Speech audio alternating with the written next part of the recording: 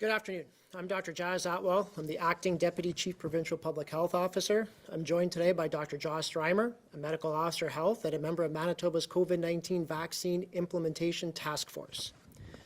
Today, we are announcing 10 additional deaths due to COVID-19.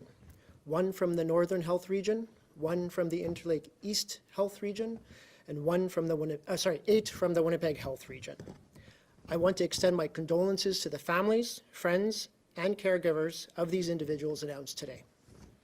The current 5-day COVID-19 test positivity rate is 10.4% provincially and 11.5% in Winnipeg.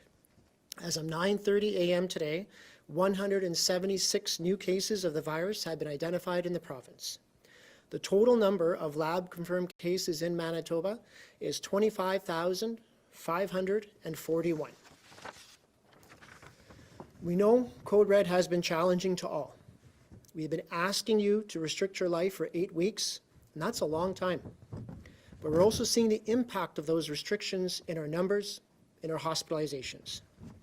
Today's numbers are a bit higher, but the restrictions in place have made a difference and are continuing to make a difference. I'm asking you to keep going. We are still in the holiday season. We have other holidays coming up, such as Ukrainian Christmas, which is tomorrow. Now is not the time to relax and let our guards down.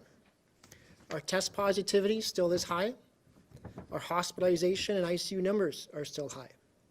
Surgeries that are elective are still being deferred, and that still has an impact on people and our system that's not COVID related.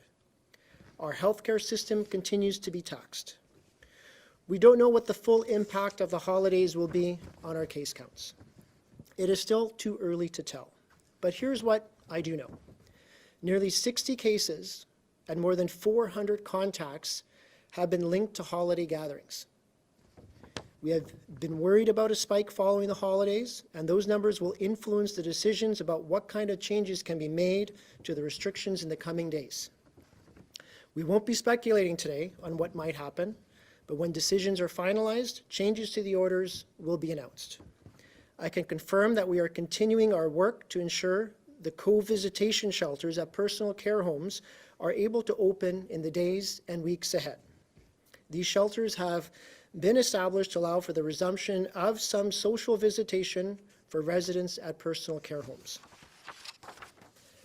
As a reminder, visits to loved ones by the designated care providers have continued at PCHs during Code Red restrictions. The new all-season shelters will allow for some additional visitation to occur as part of ongoing efforts to balance prevention of the spread of the virus and the important supports offered by connections with loved ones within these homes. Updated timelines will be shared in the coming days, but for now I'm asking Manitobans to continue to focus on the fundamentals to keep you, your family, your loved ones, your neighbors, your co-workers safe. We need everyone to stay home when you are sick, stay home and self-isolate if you are waiting for test results. Keep washing your hands, covering your cough, and wearing a mask. I want to reiterate the call for blood donations that Dr. Roussin made on Monday. Yes, stay at home as much as possible, but donating blood is essential, and those donations are especially important during and after the holidays. Please consider booking an appointment through Canadian Blood Services.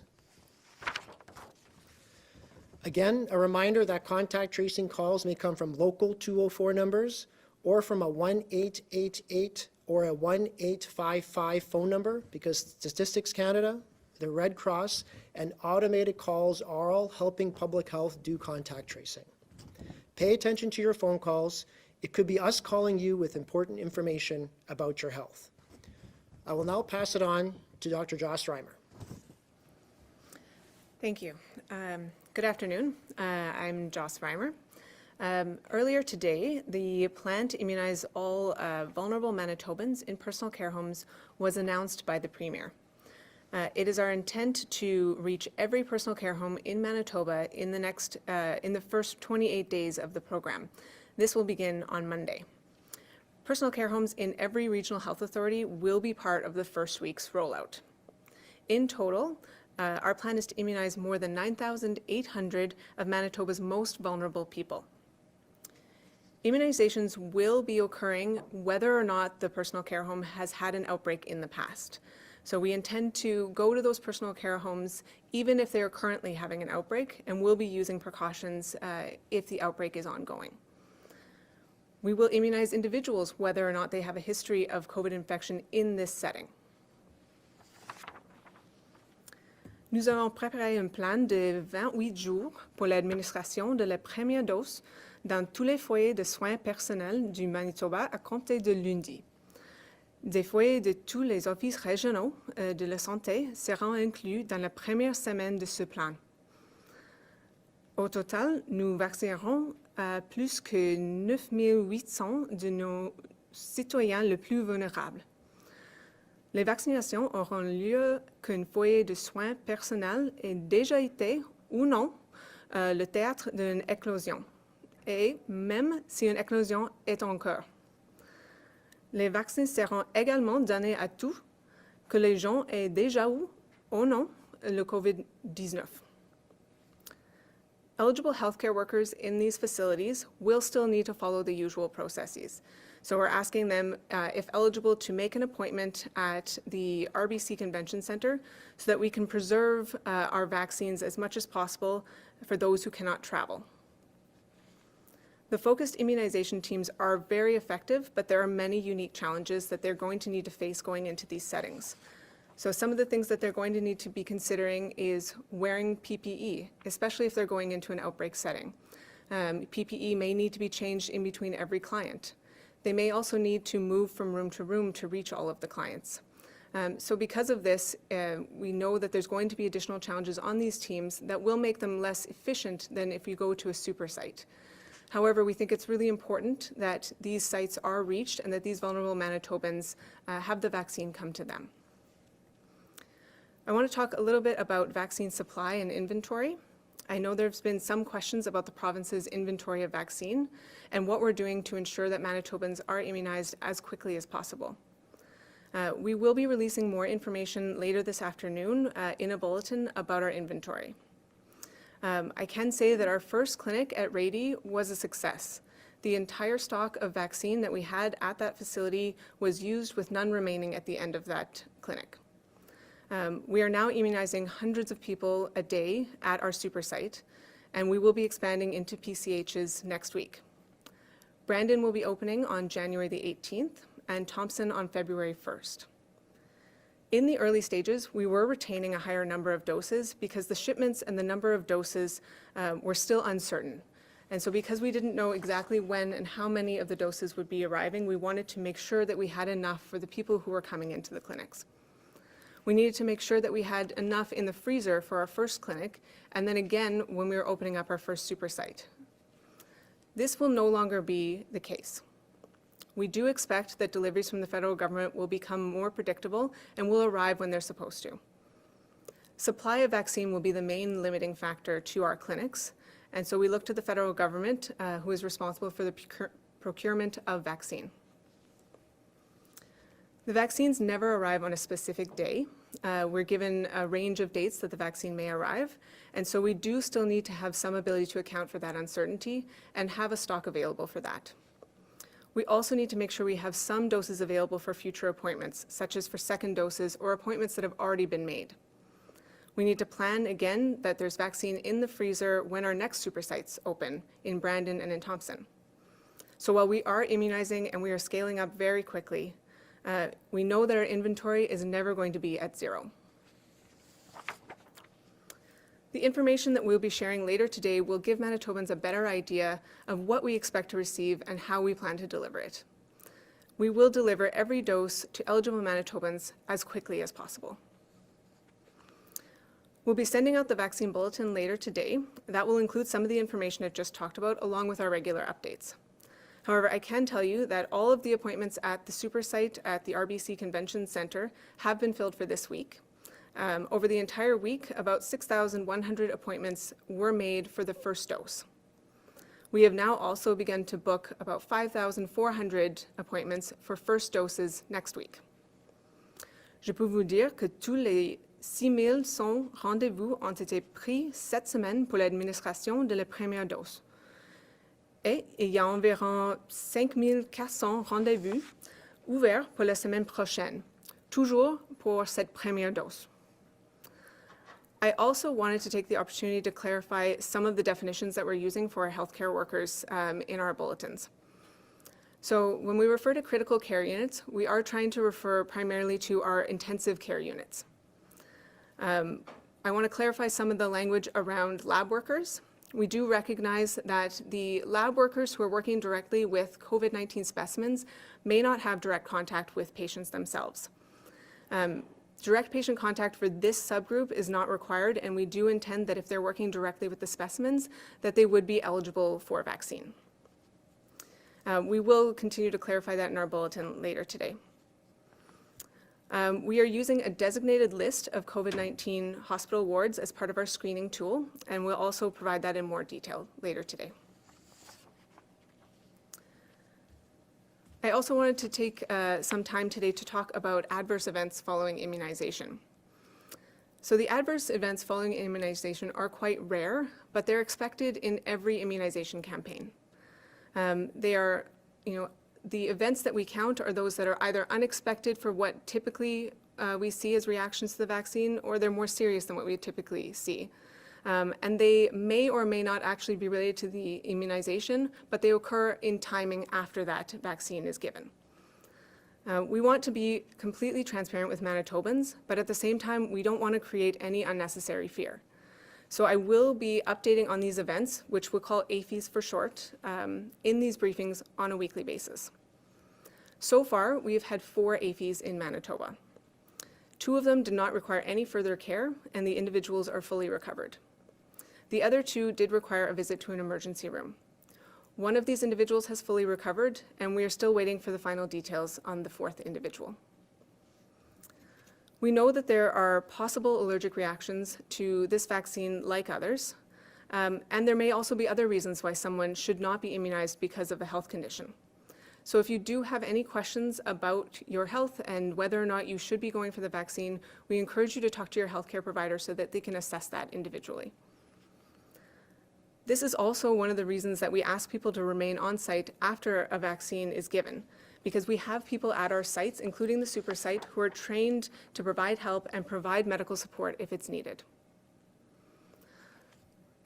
If we're talking about eligibility for immunization, we are updating the eligibility criteria daily, and we're trying to match that to the available doses that we have for the different priority groups. So one of the reasons that we'll always have appointments available is that we are trying to ensure that before we announce new eligible groups, that we do have stock available for them and appointments available for them in the clinic. We're hearing from many different groups about how important their work is, and we agree, and we are working as much and as fast as possible to get all of our deserving healthcare workers access to this vaccine. We have also received questions on the 2 different sides of the spectrum. We get questions about people who may be jumping to the front of the line, and also questions about people who may be hesitant or will refuse to be immunized. We think that it's very rare that people are trying to skirt around the criteria, but we have heard of some isolated incidents, and we are investigating, and we've created an audit process that will continue to look at this and ensure that it is the right people who are being reached with this vaccine. We know that there are some people, including healthcare workers, who have questions about this vaccine as well as other vaccines. But I think we can all recognize the effect of COVID and how important this vaccine really is to Manitobans. I am also part of ongoing conversations with healthcare providers throughout Manitoba to talk about this and many other issues in the COVID-19 response. We've had questions from healthcare providers who have had COVID in the past, for example, and are wondering if they should be immunized because they may have some form of immunity. I do want to be clear that we're not turning anyone away based on their history of COVID infection. However, there is reasonable evidence that most people will experience some level of immunity for at least 3 months after having an infection. So we are asking those healthcare workers who can wait to receive their COVID vaccine after an infection to please do so. But again, we're not turning anyone away, and for some people who analyze their own risks and benefits, they may need an individual assessment of that situation. And above all, our key message is that if you are eligible to be immunized right now, please go and do so. We will now open up to questions. Thank you. A reminder to our reporters on the line, you will have one preliminary and two follow-up questions this afternoon. And up first this afternoon from the Winnipeg Free Press, Larry. Hello. I'm not sure if my question's better put to Dr. Reimer or Dr. Atwal, but the Premier a few minutes ago was saying, if I understood him correctly, that if vaccine supplies were not an issue, that the province would actually have the capability of immunizing everybody who wanted to be immunized by the end of March. And I was wondering if you agree with that assertion. Yeah, I would say that we have a great team in place. I'm really proud to be part of this team who's done a lot of amazing work in very short time to get our first super center up and running, and get the next two super centers ready to go in short order. And I can confirm that if we had more doses, we would be able to provide more doses today and throughout Q1.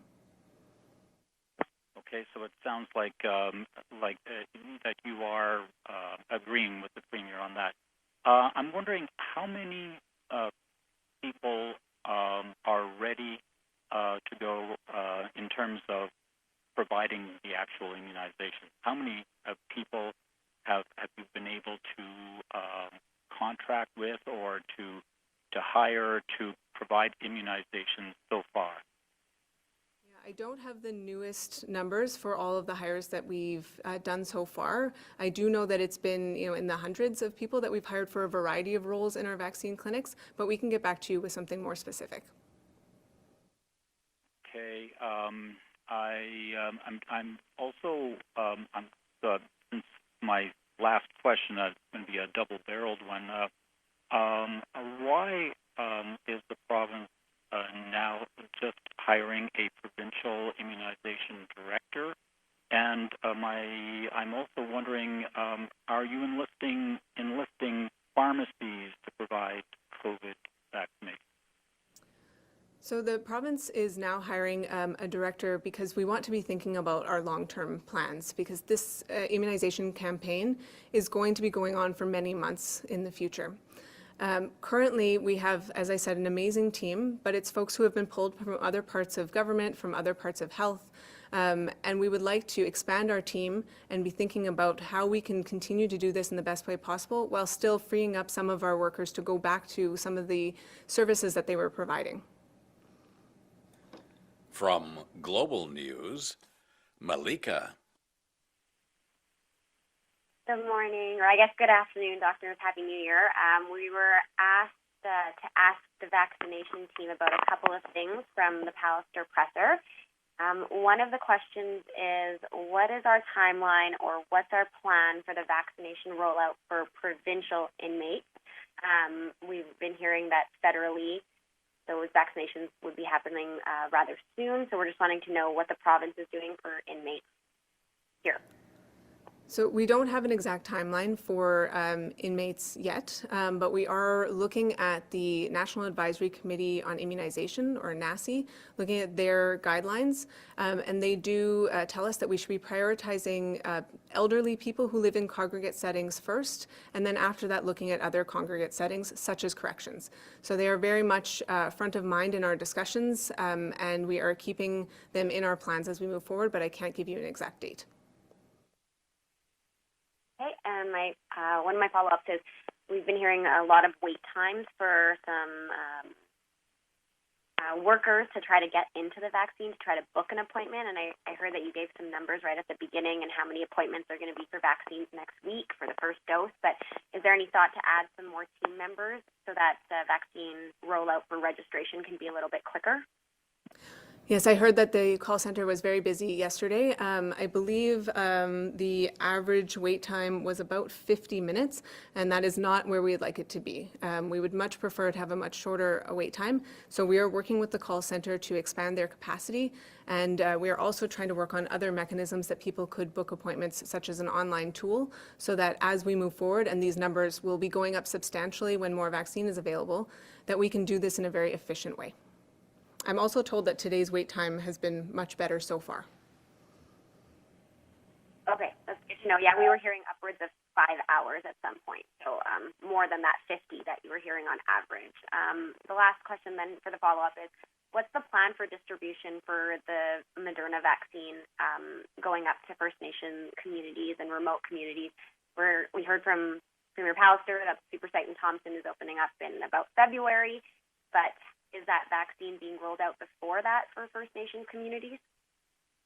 I don't have any exact dates to share on that, but what I can say is that the medical leads for the First Nations communities are working very hard to finalize a plan that balances the needs of their communities with the challenges of a very limited supply of vaccine.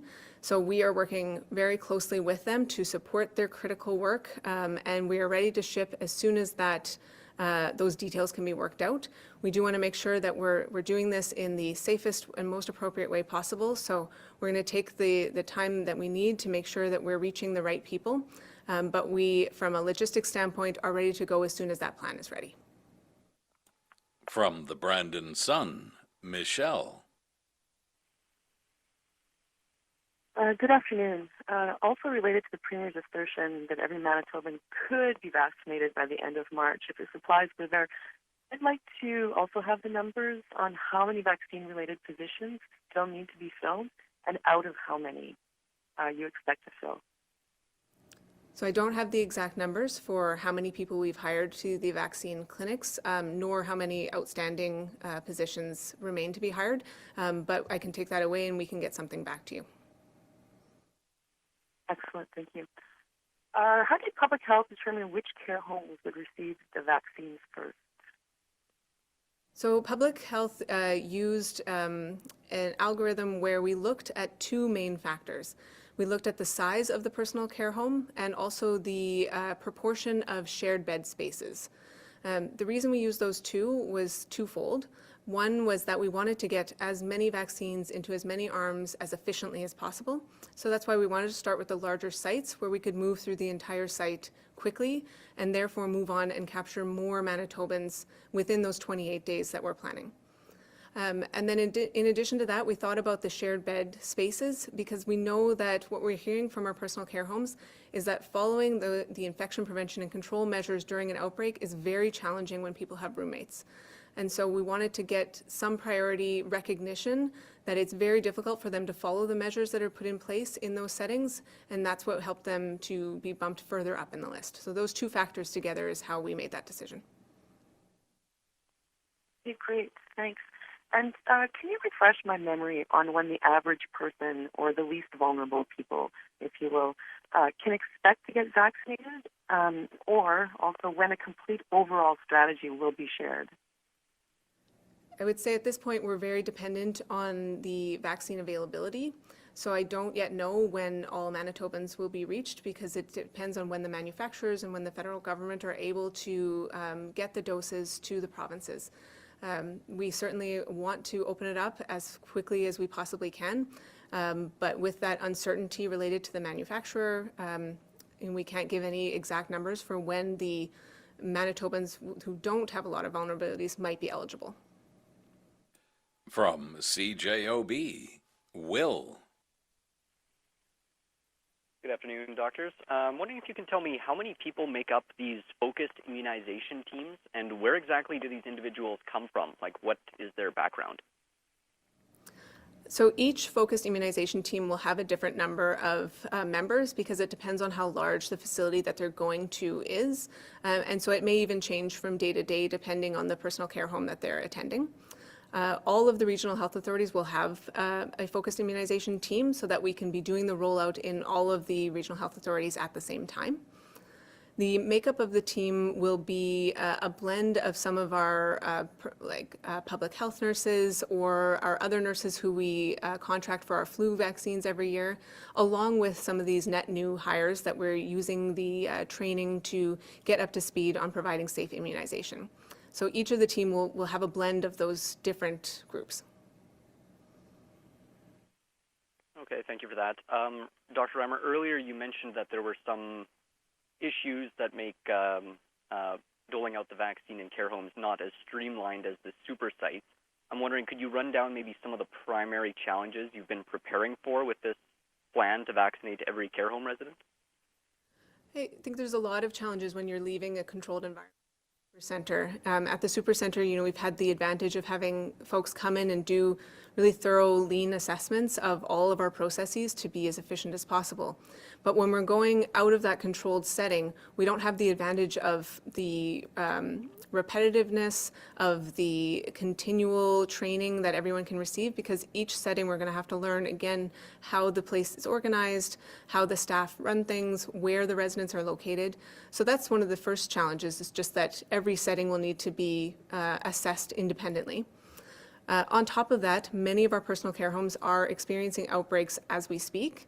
And so when a personal care home is in an outbreak, there are additional personal protective equipment rules, as well as other infection prevention and control rules that our team will need to follow to ensure that both the residents are kept safe, as well as our team members.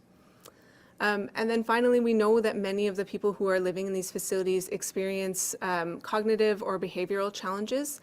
And so we're going to be partnering with the staff at those facilities to ensure that we have a familiar face available for those who may not respond well to a new face providing a vaccine, and that we can do so in a way that the staff at that site can tell us has been effective to work with that individual in the past. Okay, thank you very much for that. Final question, shifting gears somewhat, will be for Dr. Atwal. I'm wondering, why isn't Manitoba giving out proof of vaccination cards? Is this something that was ever considered, and why or why not? Yeah, we're still very early in the deployment of this vaccination, and I think we're looking into those things at this time. We're looking at the impacts of getting the vaccination, what that means from a workforce perspective as well, immunity, et cetera. So, as time goes on, I think we'll have some better ideas on how we're going to handle that information from a public health perspective. From the Winnipeg Sun, Scott. Hi, good afternoon to both of you. I guess the first question, probably for Dr. Reimer, will people with active cases in PCHs be given the vaccine? The eligibility criteria in a PCH will not consider whether or not they've had a history of infection, but if they currently have symptoms of an infection, they would not be eligible to be immunized while they have symptoms. So that is one factor that will need to be considered in the assessment of each individual in a PCH. All right, thanks for that. Dr. Atwal, you spoke in your preamble about 60 cases from gatherings, 400 contacts. I think that's 460 people that decided that they would take that risk and flout the rules. What is happening, especially with those 60 cases that you found? Are they going to be fined? Are they going to be what? Sorry, just a lot. Fined. Yeah, so, I'm not, I think that's being looked at. I think on a case-by-case basis, that'll be looked at to see what should be done or what has been done with these individuals. So at this point, I'm not too sure if enforcement did occur or if it will occur, but nothing is off that table. All right, thank you for that.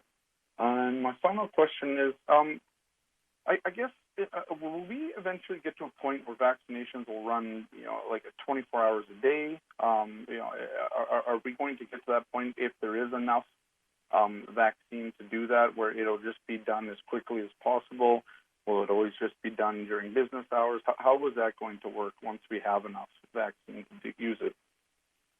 Yeah, that's a great question. I don't know at this point if we'll be doing 24 hours a day clinics or not.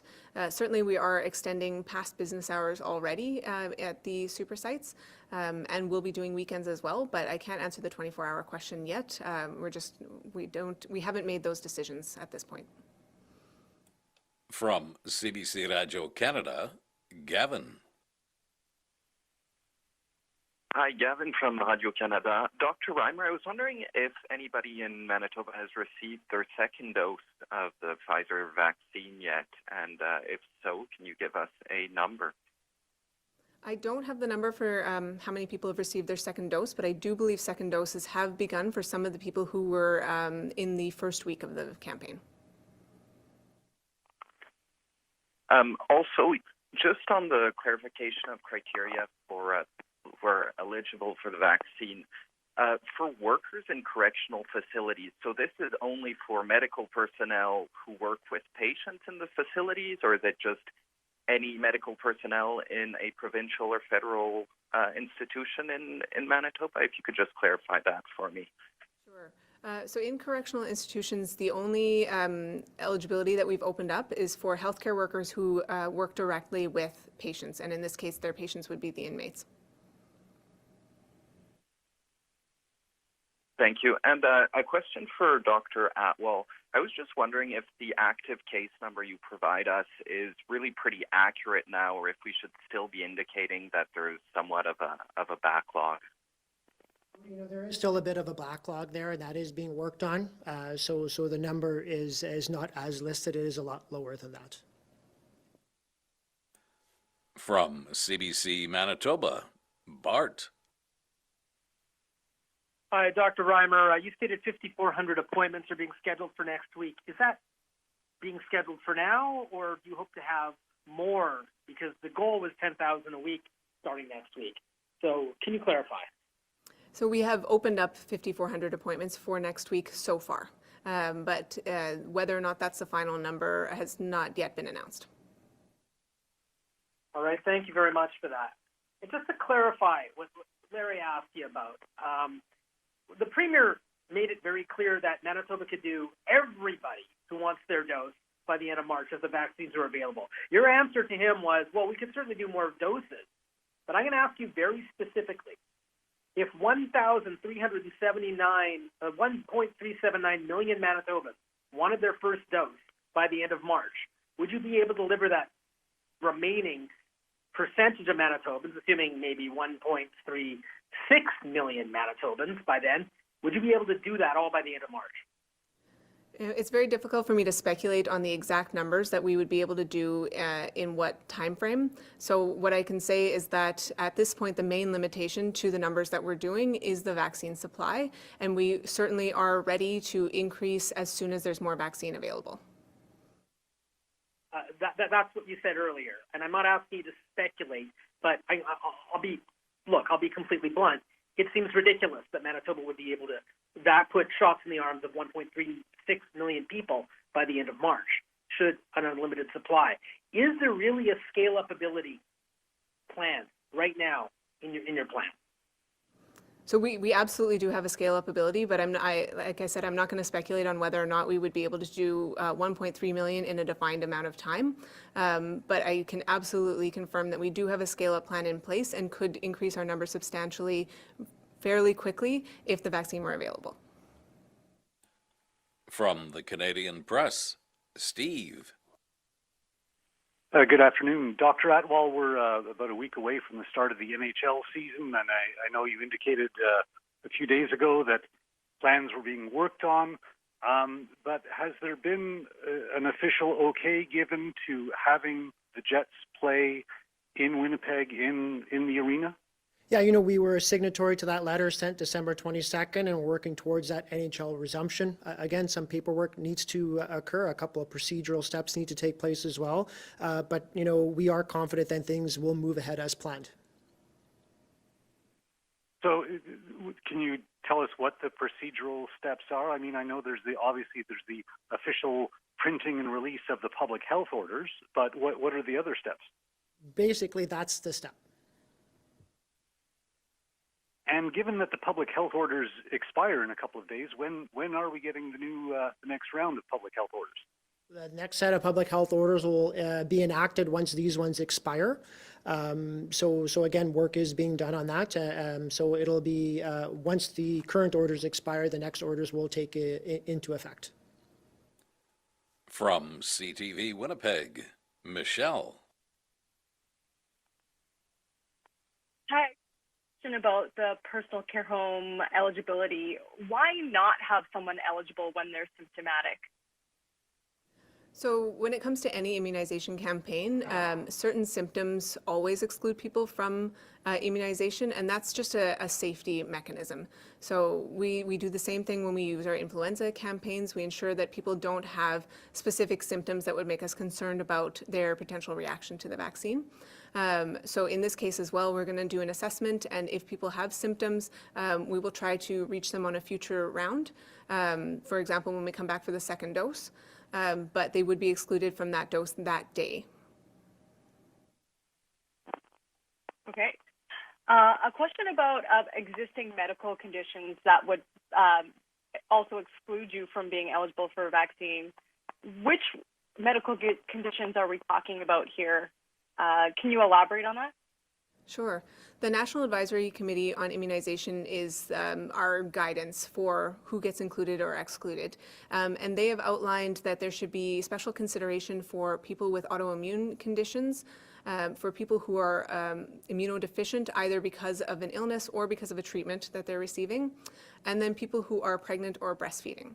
So we are working very hard with a group of specialists to come up with a process to assess people and do, an enhanced version of our consent to make sure that each individual has their individual risks and benefits assessed appropriately, so that we're not excluding people who could really benefit from the vaccine, but also that we're not including people where the vaccine may not be safe for them or may not be effective for them. Last question about Moderna versus Pfizer. Right now, the Moderna vaccine is going to PCH and remote First Nations. At any point, would someone be able to choose which brand, which company to get their vaccine from? The data that we have right now shows that both for safety and effectiveness, Moderna and Pfizer are almost identical. And so we are treating them as the same. They are the same mechanism of action in how they create immunity. So I don't anticipate there would be a time where we would be selecting between the two based on any components of those individual vaccines, apart from the transportation and storage of them. So we are certainly trying to reserve Moderna for the most remote and difficult to reach settings because the transportation and logistics, while still challenging, are less challenging than with Pfizer. From City News, Stephanie. Hi, Dr. Stephanie from City News. I posed this question to the Premier this morning, but I'm just wondering, these FIT teams that we have, will they also be going to First Nation communities? Can you describe precisely how the province is directly supporting the vaccination campaign better? So as I said, the clinical experts from the First Nations groups are working on the plan as we speak. They're also partnering with the First Nations Inuit Health Branch, and so we're going to work together with them to ensure that they are supported and that we are providing resources where necessary, recognizing that the First Nations Inuit Health Branch also has resources in play. So I don't know exactly whether or not the focused immunization teams will be going to those remote settings, but certainly that's an option that's still on the table. Okay, thank you for that. Dr. Atwal, what do you make of the lower testing numbers that we've seen kind of since the Christmas break there? Yeah, we've sort of alluded to this. Our testing volume is a little bit down. Our case numbers are also down as well. So, we know from sentinel surveillance there aren't other viruses floating around either. So, I think Manitobans have generally adhered to the restrictions, with the public health messaging as well. And those that same messaging, the avoiding interaction, staying at home when sick, and washing your hands regularly, that has impacts on other viral transmission as well, or other virus transmission. So I think in general, we're just not seeing that much illness. I've talked to some colleagues who work in acute care, who work in family practice, and there aren't many individuals coming in like in years past at this time of year with viral symptoms. So I think we're seeing a general slowdown in any sort of viral transmission or viral infections, and in turn I think there's less people being sick, and therefore there's less people being tested at this point because there's less people having symptoms. And do you think fewer people might be going for testing, or people might be lying about their contacts to kind of avoid maybe possible fines, as you mentioned, because they did contract it from holiday get-togethers? Or is there a danger in considering fines for these people because of that stigma?